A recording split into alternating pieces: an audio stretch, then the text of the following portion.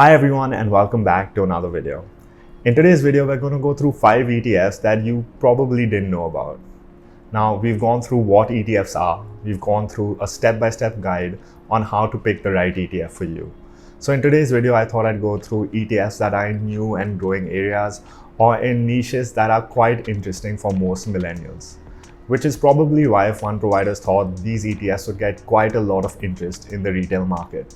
Now, I don't own any of these ETFs or plan to buy any of these ETFs, but if you are interested in these areas, it might be a better decision to buy the ETF versus a specific stock, because the ETF will give you exposure to a diversified basket of stocks, while if you just buy a specific stock, you might have concentration risk.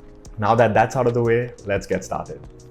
The first ETF is the UFO ETF, also known as the Procure Space ETF.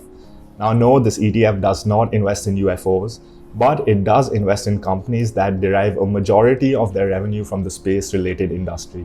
And no, this doesn't surprise me because I've seen a lot on the news recently about Elon Musk, Jeff Bezos, and Richard Branson all working towards making space travel easier and more affordable.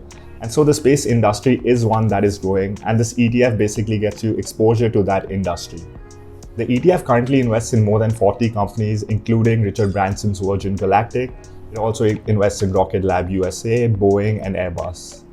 Unfortunately, you can't get exposure to Elon Musk's SpaceX or Jeff Bezos' Blue Origin yet, as they're still private companies and not publicly traded.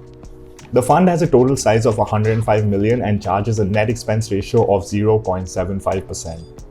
Performance-wise, the ETF's actually done pretty well and is up 11.25% since its inception in June 2018. The second ETF on this list is the THCX ETF, also known as the CANNABIS ETF. Now again, the cannabis industry is actually one that's growing pretty fast, and that's basically because it's supported by favorable regulatory trends in North America, increasing use cases, and growing public acceptance. Just to put this into perspective, the estimated cannabis market in 2040 is supposed to be $630 billion, and in 2019 this was just $12 billion. And THCX was constructed to make investing in cannabis easier by helping investors get exposure to a basket of stocks that are expected to benefit from the growth of the legal marijuana industry. Now, the ETF currently has 29 companies, including producers and distributors like Kronos Group, Canopy Growth Corp, and Tilray. The fund has a total size of 252 million and charges a net expense ratio of 0.95%. Unfortunately, the ETF hasn't done too well and is down over 30% since its inception in 2018.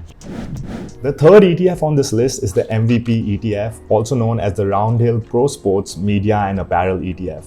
Now, this is one of my favorite ETFs on this list because it gives you exposure to the world of professional sports by investing in sports teams, sports leagues, and also sports media and apparel companies. So the ETF has exposure to teams like Manchester United, New York Rangers, New York Knicks, Juventus, and also companies like the UFC, WWE, and Formula One. And they do this by either investing in the team directly or investing in the parent company. This fund is actually quite small and only has a total size of 5 million and charges a net expense ratio of 0.75%. Performance-wise, the ETF is down 12.5% since its inception last year. The next ETF on this list is the Meme Stock ETF. It's designed to offer investors exposure to meme stocks, and they do this by investing in US listed equities that exhibit a combination of elevated social media activity and high short interest.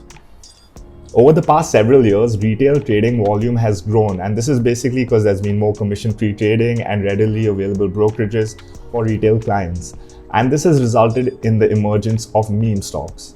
The ETF invests in 25 companies including GameStop, AMC, DraftKings, and BlackBerry. The fund has a total size of about 1.6 million and a net expense ratio of 0.69%. Performance-wise, the fund is down 10.5% since its inception last year.